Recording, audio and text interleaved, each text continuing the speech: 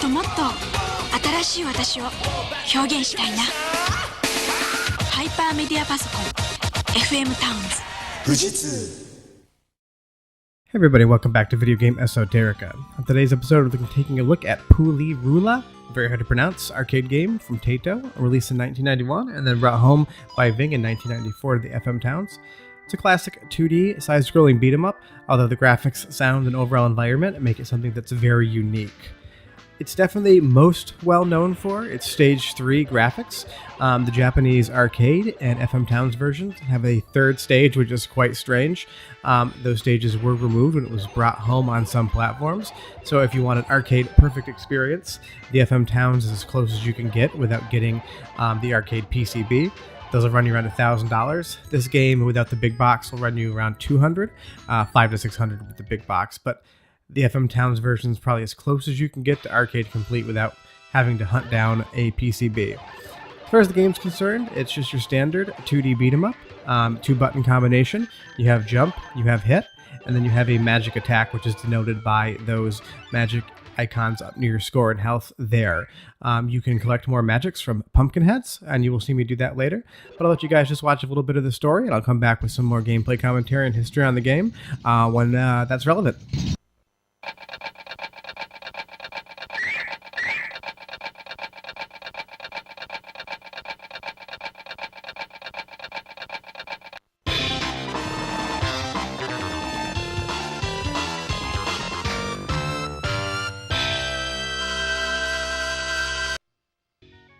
Alright, so we're taking a look at Stage 2 here, and the game is starting to get a little bit weirder, and that is kind of the theme of PuLiRuLa. Everything is slightly weird. You have these pasta-headed monsters here. I have absolutely no idea what half the enemies are. There's definitely a lot of inspiration from Japanese culture. There's some enemies that look like drinking gourds later on, but as far as the game's concerned, it definitely has a certain vibe to it, which makes it intriguing and why a lot of people know about this game. But gameplay-wise, it definitely does hold up. It's not the most complex beat-em-up I've ever played. It is quite short. There's only 6 stages, and not many of them last very long, especially if you have one of the versions that remove Stage 3 entirely. You're cutting that down even more. You will see this pumpkin head here will release a power-up. It's just going to give us a life up right there. You can get an extra life from it, you can get an extra magic from it, or you can just get extra health from it. So it depends on, I think, just luck of the draw. I've never actually figured out if there's a particular procedure to hit it in a certain way to get more life out of it. So as far as price is concerned, you can definitely pick this game up on PlayStation 1 or the Sega Saturn. It's going to run you around $100 to $130 to $40, depending on if you're having a good day or bad on eBay. You can probably pick it up from Yahoo Auction Japan for a little bit cheaper than that. You can get it on a Taito Memories compilation, Japan-only PlayStation 2 release, but that's going to not be a standalone copy. It's going to be a compilation, so if you want something standalone, you've got the PlayStation 1, the Saturn, or the FM Towns version. Not sure what that enemy is there. Beat them from a stampede of some of the animals we've saved, and then there's a happy guy that jumps out of them.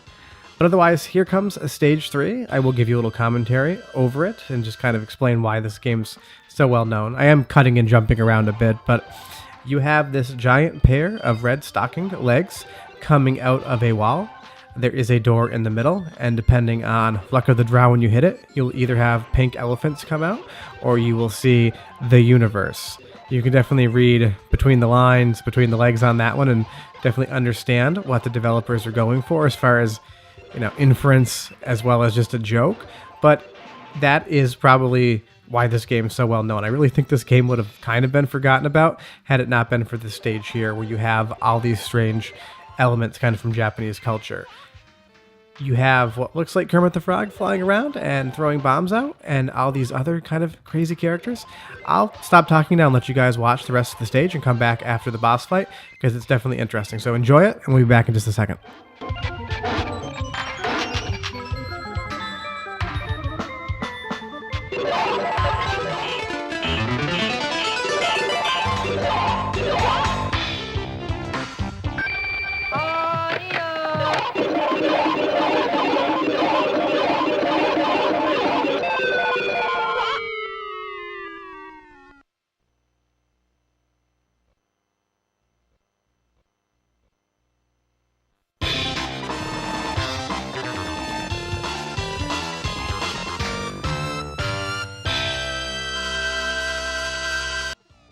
So there you have it. That kabuki actor had what looked to be a priest inside of him.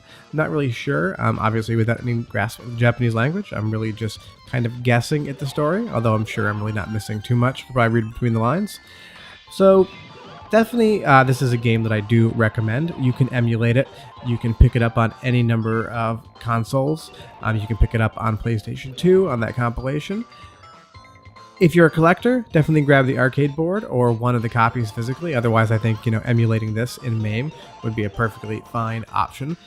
It doesn't take very long to play the entire game. I'm going to post the entire gameplay playthrough alongside of my commentary for this game, so you can watch it from start to finish.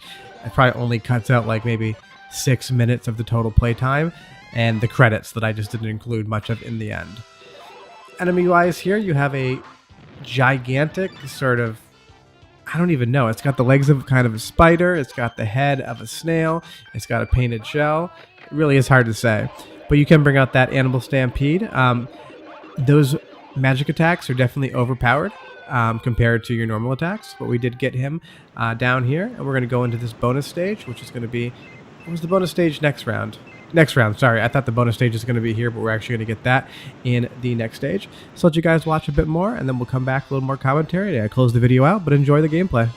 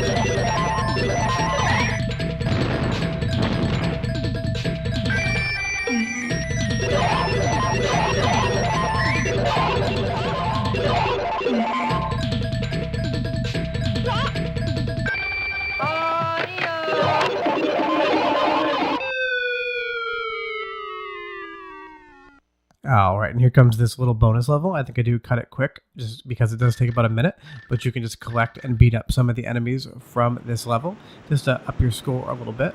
Nothing too exciting, but it is the only time I was able to encounter a single bonus level, having played this game probably 10 times through. I've only ever seen it on this level, so my assumption is that it's just there.